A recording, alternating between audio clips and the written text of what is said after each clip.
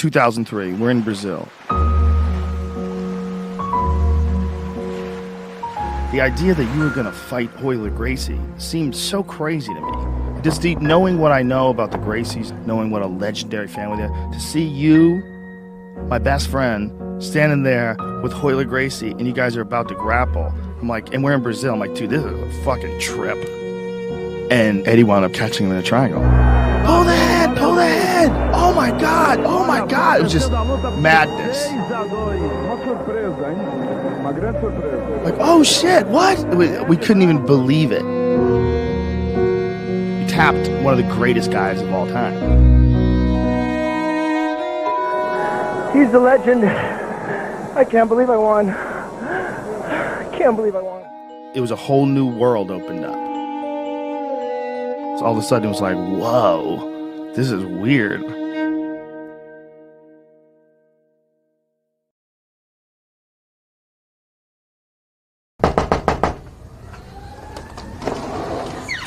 Hello, I'm Eddie Bravo, and this is actually my real crib. This is what happens when you beat a grappling legend like Royler Gracie. You just make a lot of money. That's right, that's right. There's no money in jiu-jitsu. There's no money in jiu-jitsu. Should've went to college. Mr. Eddie?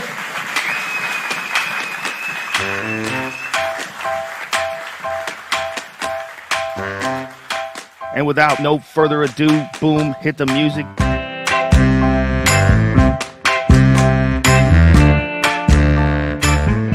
I grew up a poor Mexican kid. My mom had to raise 3 kids with $150 a week.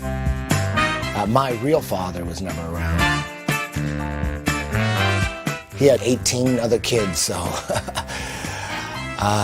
he didn't have that much time for me. My dad wasn't around, he's a playboy, and my stepdad didn't like me. It's a big fucking deal. I don't feel sorry for myself. But it did shape me because as a kid, you don't know. As a kid, you're just like, fuck, nobody loves me and shit. I got obsessed with Kiss, early Motley Crue, early Iron Maiden. Started playing in bands. I wrote songs and everything. Got ready for a concert. Nobody showed up, and we broke up. And then I got really into speed metal, started playing drums in speed metal bands, me and Matt. That was our dream, to conquer the world with our speed metal band. By the time I hit 18, 19, I was burnt out on the speed metal, started secretly getting into The Cure and Depeche Mode, and you couldn't really admit it, because when you're a metalhead thrasher, you can't admit that you like The Cure. I heard Anthrax and Public Enemy get together and they did Bring the Noise, and that was speed metal and rap. And I thought, man, there needs to be a band doing this stuff. I thought, I'm gonna move to Hollywood, I'm gonna sell my drums, I'm gonna play guitar, and put together a band like that Anthrax Public Enemy collaboration, that little one-off. But more though, add synthesizer, electronica, synthetic drums, not just natural drums, just everything, but that was the spark. We moved to Hollywood, made the big move, so sure this was gonna make it. The band was called Black and Kill Symphony, very Nine Inch Nails influence. Now we're 91, 92, and that was it. We were gonna make it. And I wanted to look good on stage, you know, in those arenas. So I joined a gym. I remember seeing Yngwie Malmsteen, a Swedish guitar god, rock star, seeing him on stage, and he got really fat. I'm like, oh no, we gotta stay in shape. So initially I joined a gym. Last 10 minutes, real quick I realized I am not lifting weights. I thought, okay, it's time to do some Kung Fu and time to, you know, because I was a big Bruce Lee fan, big, massive Bruce Lee fanatic. I started doing karate to stay in shape, and that was kind of cool. And then I saw UFC 2.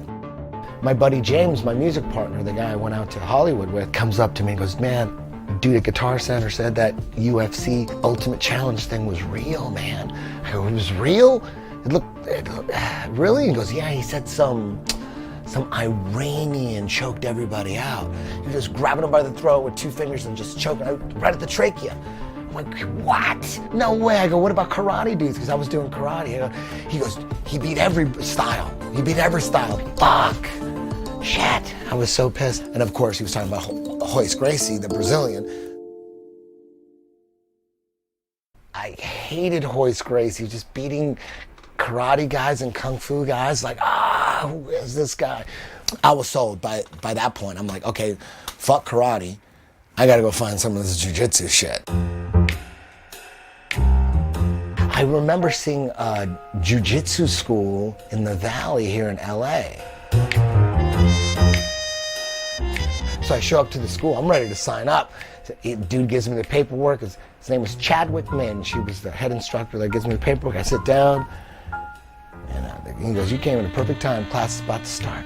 They all come out, there's all these people. They have black gis, so I thought that was kind of odd. Like, Royce had white gi, maybe this is a different kind of jiu-jitsu.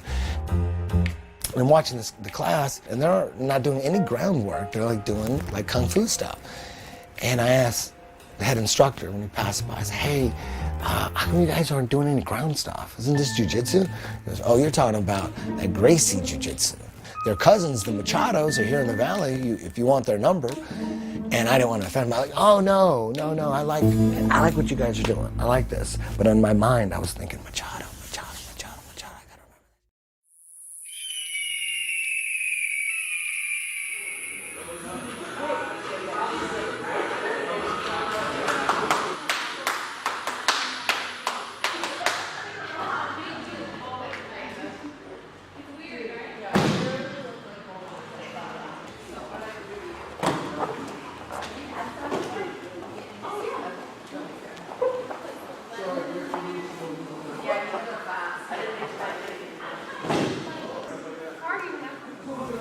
You're going too fast, Derek. He's an old man. Respect your elders, okay? Just because you're 14, don't think you're all bad, all right? Or 15? 14. Damn.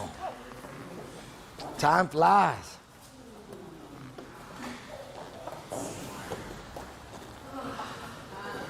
And then master the roll.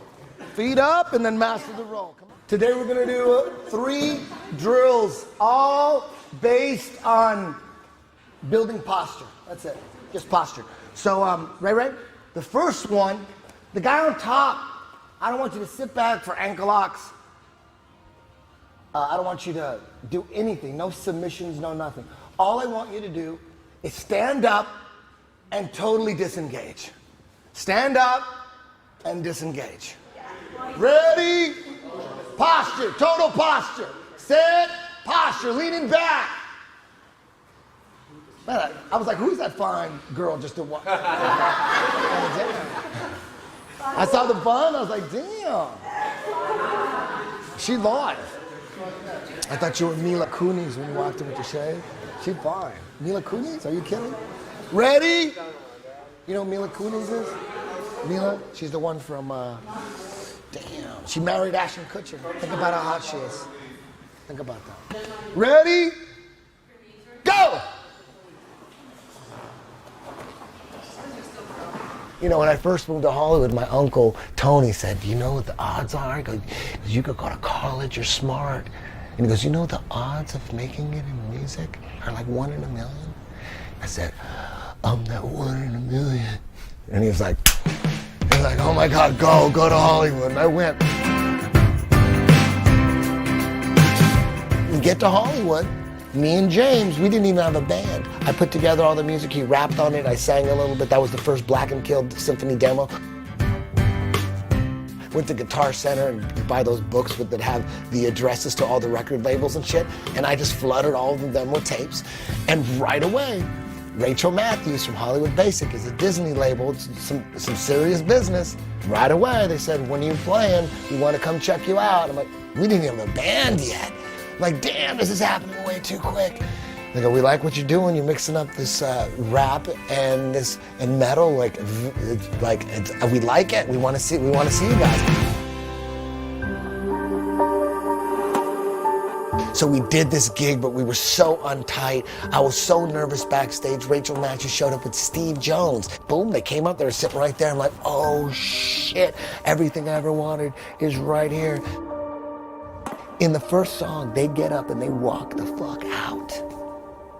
We watched them all get up and walk out, and never heard from them again, and we were devastated.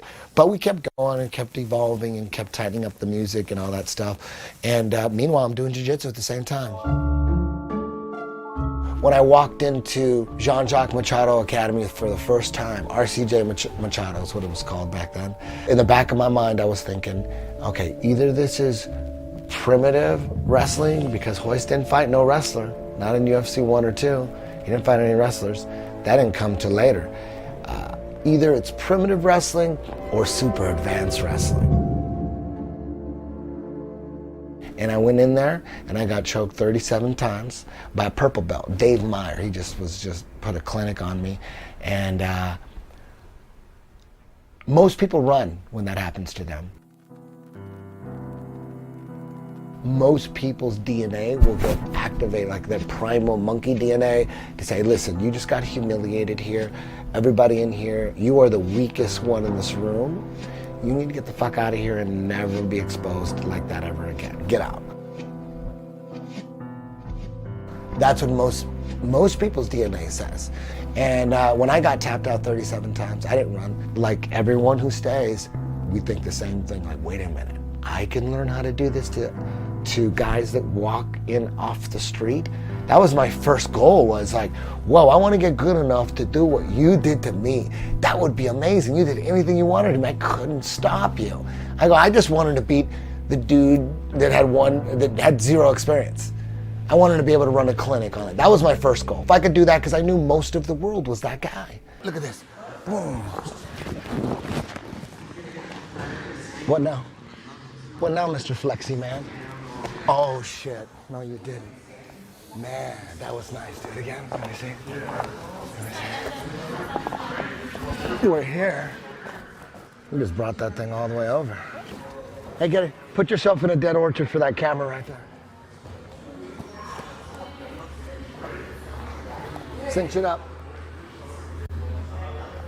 That's a self-inflicted dead orchard right there. It's easy. Try it.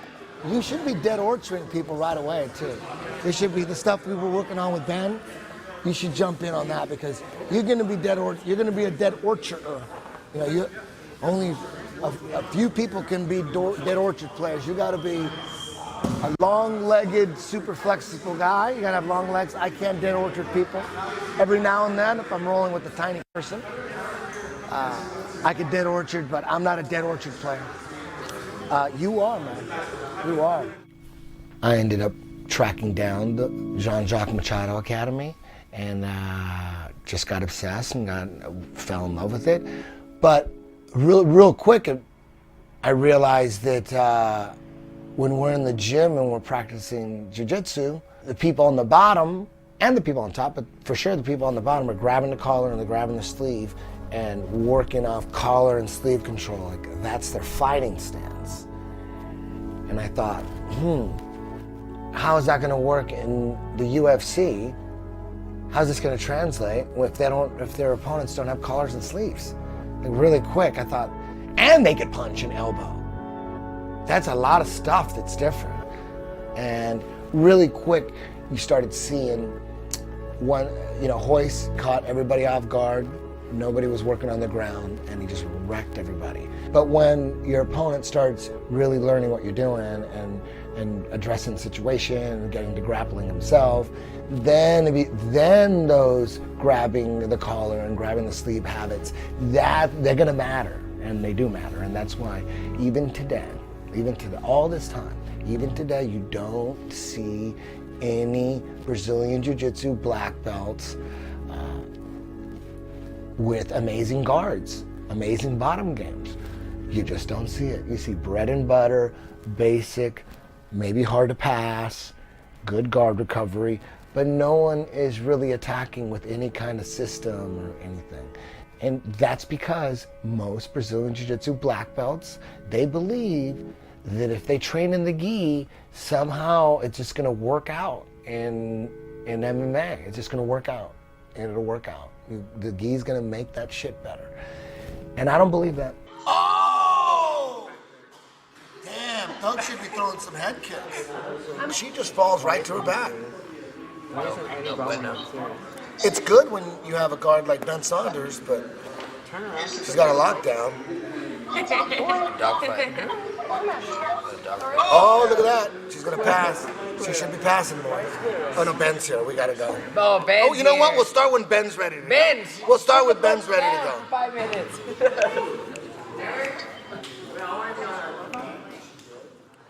My name is Ben Killaby Saunders. I'm a professional mixed martial artist, and right now I'm currently in Los Angeles training with the infamous Eddie Bravo at 10th Planet Jiu-Jitsu headquarters.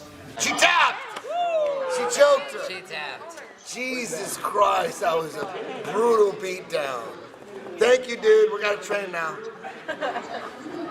Jokingly, I do say the infamous Eddie Bravo because, in my opinion, man, he's been basically in the game since the beginning. You know, he had some times where, you know, he was on the foreground and actually commentating or giving his scorecards in certain UFCs. But above all, his evolution of the jiu-jitsu side of the game, understanding that for MMA or street fight self-defense situation, not taking hits is a big part of it. And on top of not taking hits, how to set up your submissions from the clinch game. I believe his system that he created is absolutely brilliant. It's a game changer in my opinion, and it really does make me feel like you know, I'm a part of evolution. Beautiful. That's it. Again, when I started analyzing all this, I just started looking at, okay, what is the best guard for MMA? What do you have to do? First we need to shut down the strikes. How do we shut down the strikes? You just look at Henzo and you just look at Hickson. Look at their fighting stance. The fighting stance is important. All right? Because if you're gonna fight in a kickboxing match where you're standing like this, but when you train, you're training like Kung Fu, and you're doing Kung Fu movement, that's not smart. In my opinion, if this is the fighting stance, and this is your defense, you have to work your offense off that fighting stance. If you're training your jiu-jitsu for MMA, that must include your bottom game clinching as if they were gonna punch you. If you don't have sweeps off those clinches, then you're not gonna sweep anybody in MMA, and that's why you don't see it. So that's where the rubber guard came from, that's where it was born from, that's where my lockdown half system all stems from. It's all clinching to stop punishment, but moving from clinch to clinch, inch by inch, avoiding getting damaged and setting them up to finish them or sweep them. That's the only way it's going to work in MMA. That's the only way, and that's what's going on right now. And that's what I've been doing the last 10 years, is focusing on that. I tapped out Hoyler, and immediately I was like miserable at my job.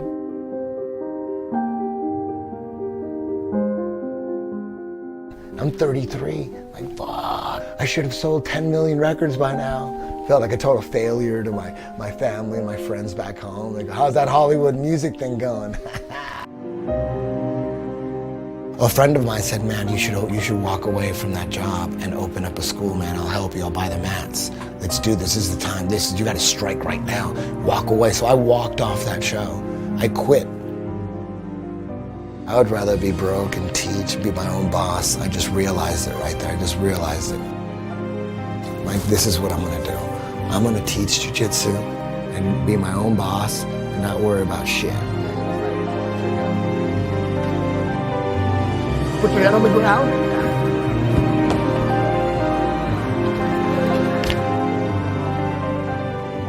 While all the jiu-jitsu was going on, Hoyler 2003, that blows up. 10th Planet was born, and then little by little I'm adding schools and growing the association to now about 60 schools or something like that. The music never stopped. I've been producing music the whole time. The difference now is People know me through jiu-jitsu. They know me as the sports dude. I appreciate everything that my jiu-jitsu has got me off the grid, making all my money off jiu-jitsu and teaching, and I'm my own boss. I love that. I love that.